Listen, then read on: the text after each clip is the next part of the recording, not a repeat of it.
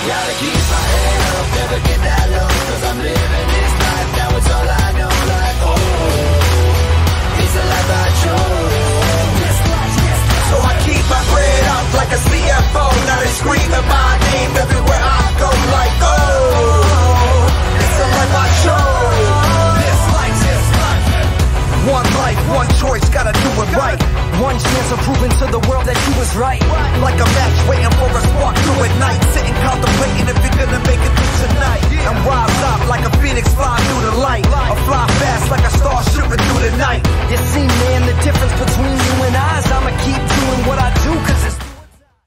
Salut à tous, c'est Monsieur, j'espère que vous allez bien. On se retrouve pour une nouvelle vidéo, nouveau format où je vais analyser plusieurs sujets, plusieurs superstars. Je vais tout simplement analyser le monde du catch en général. Donc aujourd'hui le sujet est simple, je vais analyser pourquoi est-ce que les shows en Arabie Saoudite sont tant détestés. Donc installez-vous bien. Si vous aimez ce genre de vidéo, abonnez-vous, activez la cloche, ça m'aidera à vous proposer plus de contenu dans ce genre. Sans plus tarder, on commence avec une première question. Un show en Arabie Saoudite, qu'est-ce que c'est? Eh bien tout simplement c'est un pay-per-view qui se déroule en Arabie Saoudite, en général à Riyad ou à Jeddah, ça dépend. Diffusés sur WWE Network qui ont pour but de divertir les fans saoudiens en l'échange d'un maximum d'argent. Et contrairement à Live Event, les shows en Arabie Saoudite sont donc des vrais pay-per-view qui sont bien évidemment construits pendant les weekly qui précèdent le show, ou pas. Enfin bref, ce qui intéresse tout le monde maintenant, c'est de savoir ce qui peut bien se passer durant ces fameux pay-per-view en Arabie Saoudite. La réponse est simple, de toute façon vous remarquerez que tout est simple dans cette vidéo, donc la réponse est simple. Durant les pay-per-view nous avons des matchs basiques, des matchs qui sont construits à l'avance pendant les weekly, que ce soit des matchs de championnat ou des matchs lambda. Et en général la WWE essaie de bien remplir la carte pour satisfaire les fans saoudiens qui considèrent ça comme leur SummerSlam ou leur WrestleMania de l'année du coup. Donc ce qu'il faut savoir maintenant c'est que pendant ces pay-per-view il y a 3 traditions, hormis la tradition d'avoir des matchs de merde, grosse tradition quand même. Donc la première tradition, c'est les matchs de Mansour. Mansour qui était inconnu au bataillon avant ces fameux shows. Et Mansour a quand même su taper dans l'œil de la WWE en proposant des matchs assez sympas, puisque d'habitude à la fin du show, le match de Mansour reste celui que tout le monde s'en rappelle et le meilleur match en gros. Donc maintenant je vais vous partager 2 matchs de Mansour pour ceux qui veulent voir ce que ça donne. Alors en premier, Dolph Ziggler contre Mansour, et en deuxième, Mansour contre Cesaro. C'est des matchs assez sympas, puisque c'est les meilleurs matchs du coup. Donc voilà. La deuxième tradition est la suivante. En fait, l'Arabie Saoudite demande à ce que la WWE ramène de gros superstars durant leur show. Par exemple, l'Undertaker, Goldberg, Cena, Triple H, etc. Ils ont même demandé Yokozuna en 2018. Donc, Yokozuna en 2018. Voilà ce qu'ils ont eu à la place. Et pour la troisième tradition, c'est les matchs bizarres. Quand je vous parle de matchs bizarres, je ne vous parle pas des matchs où le perdant doit embrasser les fesses des autres. Non, rien à voir. On commence avec le premier. Pendant le premier show en Arabie Saoudite, le Greatest Royal Rumble, qui a eu lieu seulement quelques jours après WrestleMania 34. Le match est dans le nom du pay-per-view, du coup c'était un Royal Rumble avec 50 participants, le plus grand Royal Rumble de tous les temps. Donc voilà, ça peut, comme ça, de nom, ça peut paraître divertissant, mais malheureusement il y a 2 gros problèmes avec ce match.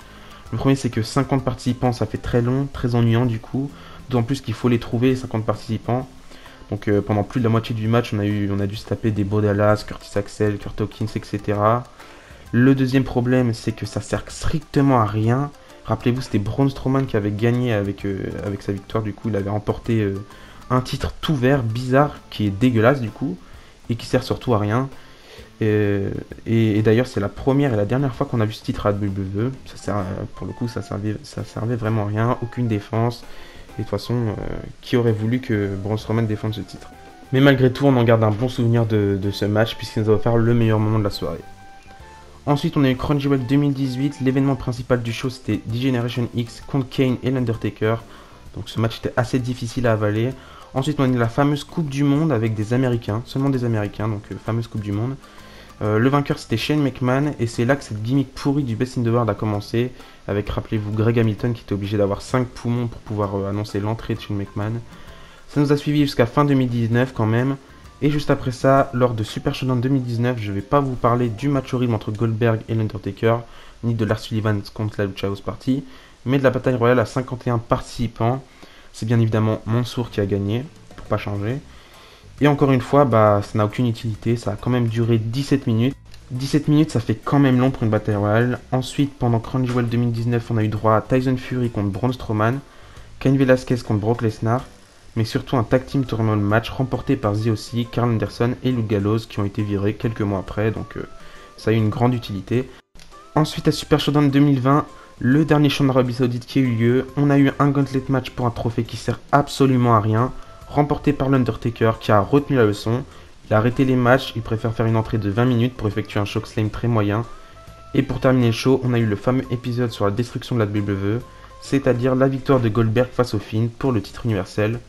Parce qu'en y repensant, quelques semaines après, c'était les shows au Performance Center et la grosse vague de licenciements, donc voilà. En tout cas, ce qui est sûr, c'est que Vince McMahon va rester fidèle à son public d'Arabie Saoudite en nous proposant un énième show, Crown Jewel 2021, Crown Jewel pour ceux qui ont la ref. Et donc ça aura lieu le jeudi 21 octobre 2021. Est-ce que ce sera une réussite? Je ne pense pas. Et si vous voulez que je parle plus en détail de Crown Jewel 2021, je vous donne rendez-vous cette semaine pour mes pronostics. Donc la question maintenant c'est pourquoi est-ce que les shows en Arabie Saoudite sont tant détestés? Eh bien je dirais que c'est surtout parce que pour tous ces matchs sans enjeu, pas divertissants, d'autant plus que le suspense n'est pas du tout présent. Donc conclusion, les shows en Arabie Saoudite c'est de la merde. Voilà. Je rigole bien sûr, il y a quand même des fans qui aiment beaucoup ce genre de show. Moi perso c'est pas mon cas, mais enfin bref. Voilà, c'est la fin de cette vidéo, j'espère qu'elle vous a plu. C'était une vidéo assez courte, une vidéo assez humoristique, pas vraiment, mais voilà. C'est un nouveau format, je trouve ça cool d'analyser plusieurs choses. Si vous voulez, si vous avez des idées de ce que je pourrais analyser dans le monde du catch, que ce soit des superstars, que ce soit des stipulations, que ce soit un match en général, un pay-per-view, etc., une gimmick, bah dites-le moi dans les commentaires et ça me fera un grand plaisir de tourner cette vidéo. J'essaie d'innover un petit peu sur ma chaîne YouTube, j'essaie de faire des choses qui me plaisent. Pas que des pronostics, même si je continuerai toujours les pronostics. D'ailleurs, comme je vous l'ai dit, les pronostics de Crown Jewel, ils arrivent cette semaine. Et après Crown Jewel, je pense qu'on aura Survivor Series, si je ne me trompe pas. Enfin bref, plein de choses cette année. Sur cette fin d'année, je vais pas trop innover. Mais en 2022, je vais essayer d'innover en faisant des facecam, peut-être des vidéos IRL, des vidéos dehors. Je sais pas, mais en tout cas, je vais trouver plein d'idées. Donc si cette vidéo vous a plu, n'hésitez pas à vous abonner, à liker, à activer la cloche, à mettre un commentaire si vous le souhaitez. D'ici là, je vous dis à la prochaine et n'oubliez pas, tant qu'il y a du catch et l'espoir. Bisous bisous.